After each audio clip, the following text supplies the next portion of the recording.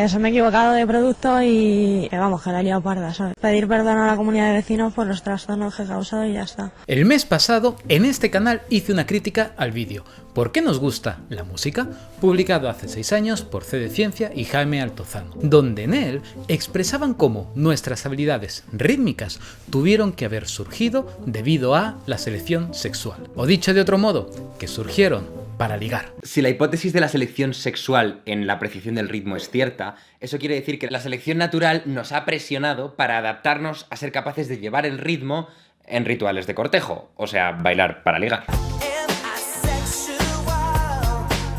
El vídeo despertó muchas críticas en los comentarios dirigidas hacia Jaime Altozano y C de Ciencia por su manera de divulgar o transmitir conocimientos científicos. He de decir que no me sentía muy cómodo con la idea de que había podido contribuir a dañar su imagen o reputación criticando un vídeo de ellos, que, de hecho, contiene ideas que son defendidas por personalidades con mucha influencia en el mundo de la ciencia. Simplemente yo no estoy de acuerdo con ellas. Así que, siendo un poco justo, a pesar de yo no ser súper partidario de las hipótesis de que la música surgió para ligar, creo que merece la pena dedicarle un poco más de tiempo a los argumentos que sí existen a favor de ella. Así que les pido perdón y este vídeo viene en defensa de Jaime Altozano y C de Ciencia. Bienvenidos a Biomusicology. Sí, lo sé. Suena paradójico que salga en defensa de alguien a quien yo mismo he atacado antes, pero es importante enfatizar que aquí se atacan a las ideas, nunca a las personas que las poseen. Y es que es natural y tampoco se le puede pedir que alguien que dedica su vida a la divulgación tenga un doctorado en absolutamente todos los temas de los que hable, e incluso, aunque lo tengas, es inevitable equivocarse y tratar, por ejemplo, ciertos temas pensando que existe un amplio consenso acerca de los mismos, cuando resulta pues que no. De hecho, este es el día a día para todos aquellos de los que nos dedicamos a la ciencia, y me encantaría poder transmitir algo de ese sentimiento a mi público. Así que estáis avisados, no os apeguéis demasiado a algunas de las ideas, por muy interesantes que puedan parecer, que muestren este canal, pues os aviso de antemano que durará menos que un personaje de Juego de Tronos, no porque esté convencido que en el futuro se demostrarán como falsas, sino porque yo mismo me encargaré de decapitarlas. Pero antes de que os decapite yo a vosotros, podéis suscribiros al canal, que sé que no lo estáis haciendo, darle like al vídeo y a la campanita para que YouTube os avise cada vez que salga un nuevo vídeo. La tesis principal que critiqué del vídeo mencionado se podría resumir de la siguiente manera. Entendemos que las habilidades musicales y rítmicas requieren tanto de un elevado nivel de inteligencia como de salud física. Sabiendo que las hembras tienden a preferir a aquellos machos con elevados niveles de inteligencia y salud física, concluiremos por lo tanto que las hembras preferirán a aquellos machos con habilidades musicales y rítmicas. De acuerdo a esto, sería entonces esperable que aquellos machos que pudiesen mostrar habilidades rítmicas superiores tenderían a ser más preferidos por las hembras de su especie, permitiéndoles así tener más descendencia que el resto. Esta descendencia, a su vez, compartirían con su padre esos mismos genes que les permitirían tener mejores habilidades rítmicas, permitiéndoles así de nuevo competir mejor con el resto de machos y transmitir de nuevo sus genes a las siguientes generaciones. Mostré varios problemas de esta visión. Uno fue decir que la música en los humanos parece jugar roles mucho más amplios y variados en la sociedad humana que no simplemente ligar. En otro, resaltamos la falta de dimorfismo sexual en las habilidades musicales entre hombres y mujeres. Y finalmente, mencionamos el hecho de que la música se realiza en grupo. Empecemos autocriticando el primero. Dijimos que a diferencia del canto de las aves y ballenas, cuyos cantos cumplen funciones muy específicas y claras, tanto de cortejo como de marcaje de territorio, la música humana tiende a jugar roles mucho más amplios y variados en la sociedad humana, por ejemplo, para dormir a bebés o rituales religiosos y de sanación. Sin embargo, esto no debería ser problemático de por sí, ya que estamos hablando acerca de cómo pudo surgir la música en un primer momento. Una vez surgida la música, la cultura, incluso la propia evolución, podría haber extendido o ampliado su uso a otro tipo de actividades diferentes para las que pudo haber surgido en un primer momento. Un ejemplo clásico son las plumas de las aves, cuya función principal en un primer momento habría sido ayudar a regular la temperatura del cuerpo, y solo posteriormente acabaron adoptando la función de ayudarnos a alzar el vuelo. Así que esta crítica crítica en realidad podría responderse fácil. Vamos a la segunda. Resaltamos la falta de dimorfismo sexual en las habilidades musicales entre hombres y mujeres. ¿Qué quería eso decir? Pues que normalmente los rasgos que evolucionan por selección sexual tienden a afectar solamente a los machos de una especie, como es el caso de la cola del pavo real o del colorido plumaje de los patos mandarines. Como vimos, no parece haber evidencia de que los hombres tengan mejores habilidades musicales que las mujeres. Incluso si nos fijamos en las habilidades rítmicas, existe incluso cierta evidencia de que ellas pueden llegar a tener, en promedio, mejores habilidades rítmicas que los hombres.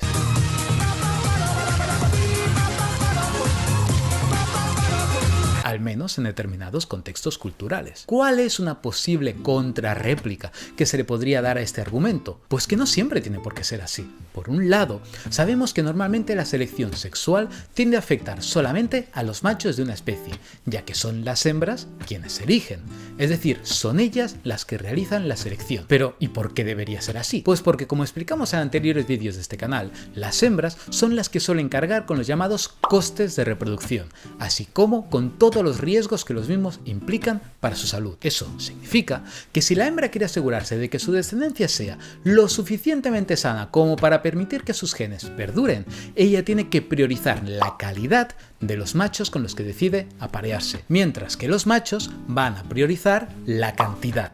Todo esto suele hacer que sean los machos quienes normalmente compitan entre ellos para ganarse la atención de las hembras, ya sea con gigantescas colas, así como con colores más vistosos. Esto haría fácil, en principio, distinguir qué rasgo surgió por selección sexual y cuál por selección natural. Tan solo te tendrías que fijar si ese rasgo es compartido por ambos géneros o tan solo por uno de ellos. Pero, ¿qué ocurriría si en una determinada especie se diera el caso de que las hembras compitieran también entre ellas por los machos? Pues que habría rasgos o bien únicos de las hembras de esa especie o bien compartidos por ambos géneros. Esto encajaría con la posibilidad de que la música haya evolucionado por selección sexual a pesar de que no encontremos diferencias entre los niveles de habilidad musical de cada género. ¿Y podría ser posible que en nuestros antepasados hubiese existido un alto grado de competición sexual no solo entre los machos, sino también entre las hembras de nuestra especie?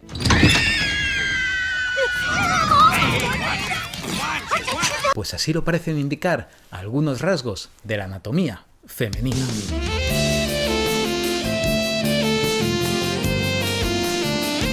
Las hembras humanas parecen disponer de un tamaño de glúteos y pechos que son bastante más grandes de los que encontramos en otras especies de primates, y suele haber algo de consenso en que la explicación más probable es que surgieron como ornamento sexual para atraer a los machos humanos. Quizás el primero en proponer esta idea fue Desmond Morris en su famoso libro El mono desnudo, y es que el trasero en las hembras de primates no humanos es ya un importante reclamo sexual para los primates machos.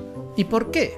Pues porque suelen exhibir grandes inflamaciones en su trasero durante la época de celo. Esta inflamación funciona como señal a los machos de la especie de que éstas se encuentran en celo.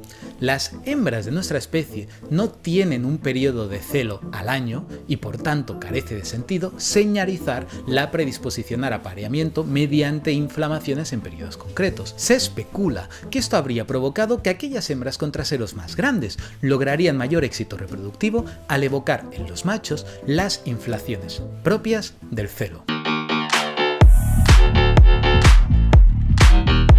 De igual manera, el paso al bipedalismo podría haber hecho que el tamaño del trasero perdiese importancia y la selección sexual llevó a que los pechos de las hembras crecieran, simulando así una especie de trasero frontal.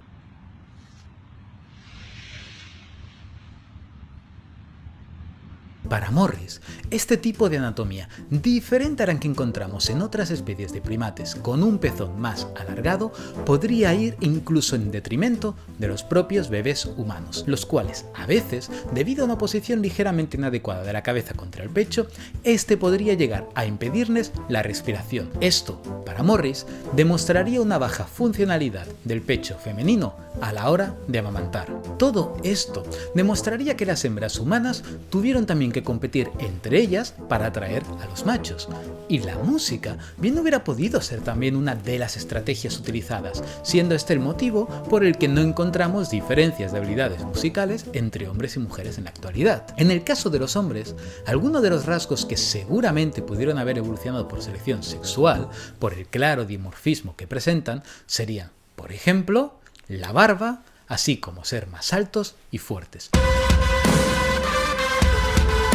Y también tener la voz más grave. Y es que, como ya vimos en el vídeo acerca del origen evolutivo de la sonrisa, tener una voz grave tiende a estar universalmente asociado en muchas especies de animales como una señal de dominación, tamaño y agresividad. ¿Significa esto que las hembras humanas preferían a machos más altos, dominantes y agresivos? Pues podría ser, pero el motivo principal por el que los machos humanos tienden a mostrar estas características se debe seguramente al mismo que se observa en otras especies de primates como en los chimpancés o en los gorilas, donde el macho puede llegar a medir hasta el doble de tamaño que las hembras. Y es que la selección sexual puede funcionar por dos vías, y estas son: o logras desarrollar unos rasgos que resulten más atractivos y atraigan a las hembras, o logras ser lo suficientemente fuerte y agresivo para mantener alejados al resto de machos y que a ellas les quede menos donde escoger. Puedes ser el más feo del pueblo, pero si logras imponerte por la fuerza y no permitir a los otros machos acercarse a las hembras, al final poco remedio les quedará a ellas más que escogerte a ti. Me fallaba el mindset. Yo no interactuaba con mujeres porque pensaba, me va a rechazar, y al final pues me rechazaban. No muestres demasiado interés, ¿vale? No las pongas nunca por encima de ti. Es que es un pibón. Mindset. A pesar de esto, los machos humanos presentan una particularidad en comparación a nuestros primos más cercanos que para algunos rema a favor de que la música surgió por selección sexual. Y es que fijémonos en los distintos grados de dimorfismo sexual de, por ejemplo, los gorilas. Un gorila macho puede llegar a medir hasta 2 veces el tamaño de una hembra, y en los chimpancés estos pueden llegar a medir hasta 1,4 veces más. Se sabe que nuestros antepasados Australopithecus mostraban un grado de dimorfismo similar al de los chimpancés hoy en día, de 1,4. Sin embargo, el Homo sapiens muestra tan solo un dimorfismo de 1,2. Esto ha llevado a especular que en algún momento de nuestra evolución el ser más grande y fuerte y agresivo debió dejar de jugar un rol tan importante en la selección sexual humana. Es como si nos pareciéramos menos a los gorilas y nuestra tendencia hubiese ido en dirección a parecerse más a la de los monos gibones. Los gibones no parecen mostrar ningún tipo de dimorfismo sexual respecto al tamaño, siendo los machos igual de altos que las hembras. ¿Y a qué se debe esto? Pues todo apunta a una de las características más especiales y curiosas de esta especie de primates: la monogamia. La monogamia es un fenómeno rarísimo de encontrar en el reino animal, y es que en un sistema monógamo los machos dejarían de competir entre ellos por cantidad y les tocaría competir por calidad. De igual manera, obliga a las hembras a competir más entre ellas, ya que no podrían todas beneficiarse a la vez de los genes del más guapo. Tan solo una de ellas puede vencer y obtener su exclusividad. Si, al igual que los gibones, resultase que nuestros antepasados Homo adoptaron un sistema monógamo, esto ayudaría a explicar el motivo de la aparición de rasgos de dimorfismo sexual en las hembras humanas, como el tamaño de los pechos o las caderas. Pero es que hay más. La otra característica por la que los gibones son famosos es, precisamente, por ser de las pocas especies de primates que hacen algo parecido a música.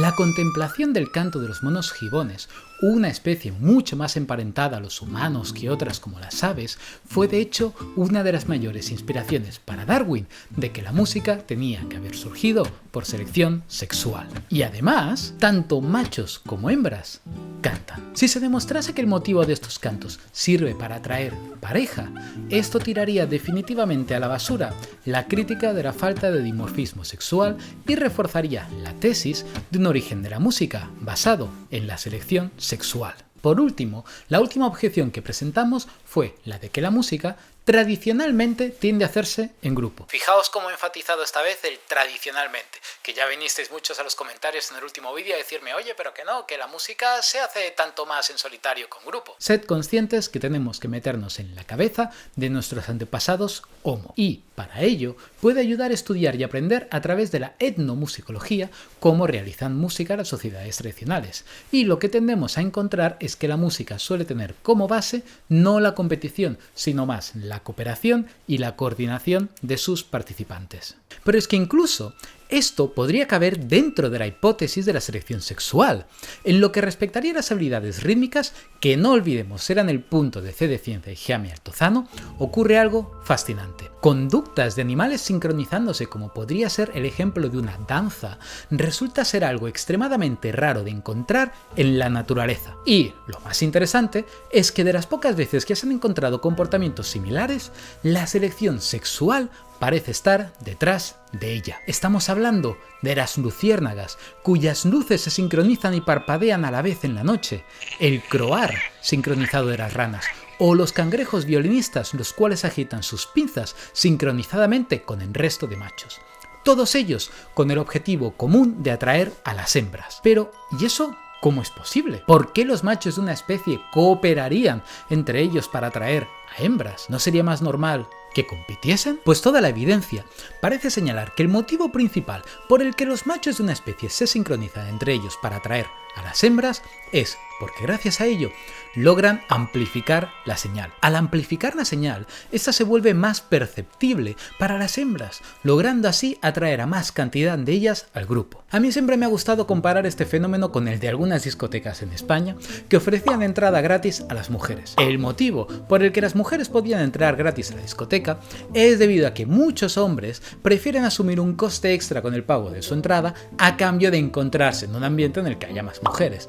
La entrada gratis funcionaría como la señal amplificada que busca atraer a las hembras a tu discoteca y así competir con otras discotecas. Cambia la palabra discoteca por grupo de machos y entenderás por dónde voy. Cada macho en la discoteca estaría asumiendo un coste extra, por ejemplo, pagando una entrada más cara para entrar en la discoteca. Pero no pasa nada, lo asumen y colaboran asumiendo ese gasto, ya que gracias a ese pago extra logran que haya más mujeres en su fiesta, lo que de manera egoísta para cada uno de ellos logra incrementar sus posibilidades de reproducción. El gasto extra supondría el coste energético que supone cooperar con otros machos para realizar una señal amplificada y traer más hembras a su grupo, como en el caso de las luciérnagas o los cangrejos. Para algunos autores como Björn Merker, del Instituto para la Biomusicología en Östersund, Suecia, esta podría ser una explicación para las habilidades rítmicas musicales del ser humano. Merker asume que nuestros antepasados tendrían una organización social similar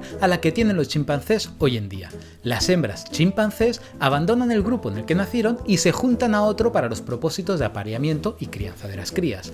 Merker sugiere que los machos de un grupo tendrían un interés compartido en atraer a las hembras erráticas y, para ello, sincronizarían sus voces y cantos para atraerlas. Padres salesianos, qué buenos son. Existen por supuesto críticas a las ideas mencionadas y no me puedo resistir a mencionarlas. Respecto a la comparación de la música con las plumas de las aves, a pesar de que las plumas acabaron siendo utilizadas para volar, la función principal de regular la temperatura la siguieron manteniendo. Por lo tanto, esperaríamos que la función originaria de la música para ligar continuase siendo importante hoy en día. Sin embargo, a día de hoy no está ni siquiera claro que en nuestras sociedades, mucho más individualistas que las tradicionales, esta ayude en algo en esa dirección. En relación a la tesis de la monogamia y los monos gibones, es importante resaltar que todos los estudios etológicos parecen indicar que los gibones no cantan para atraer a miembros del sexo opuesto, sino más para fortalecer el vínculo dentro de la pareja una vez ésta ya ha sido formada. Esto iría más a favor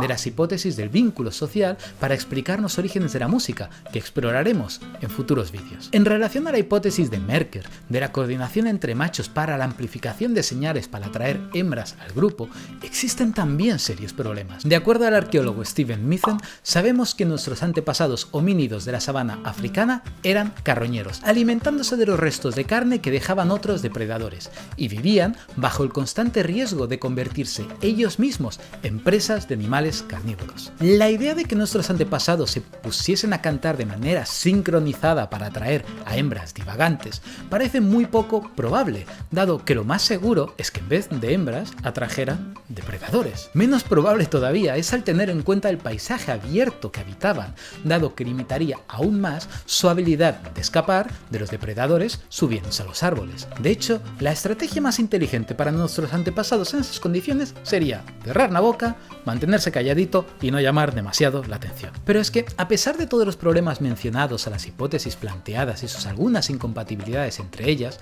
como que la hipótesis de la monogamia no explica por qué la música se hace en grupo y la hipótesis de la amplificación de señales no explica por qué no existe entonces dimorfismo sexual en las habilidades musicales entre hombres y mujeres, el punto más débil es que en el fondo todas parecen dar por hecho que las habilidades musicales o rítmicas existían previamente a su uso. Me explico. Las hipótesis presentadas tienden a explicar para qué se usaron las habilidades rítmicas o musicales, pero no llegan a explicar cómo o por qué estas habilidades surgieron en un primer momento. De lo contrario, corremos en riesgo de caer en un argumento circular. De hecho, en el vídeo de Jaime Altozano y C de Ciencia se contradicen diciendo a veces que la apreciación de ritmos surgió para ligar y en otras diciendo que nuestro cerebro las disfruta porque son señales predecibles. A ver, cuando percutes algo, ¿vale? No estás haciendo vibrar una cuerda ni una columna de aire, estás produciendo un sonido caótico. Pero para el cerebro es placentero analizar los intervalos de tiempo que hay entre los golpes. ¿En qué quedamos entonces? ¿Por qué estos dos hechos podrían no ser tan complementarios como parecen? ¿Y el por qué? Lo veremos en el siguiente vídeo. Muchas gracias por haber llegado hasta aquí. Un saludo y hasta la próxima.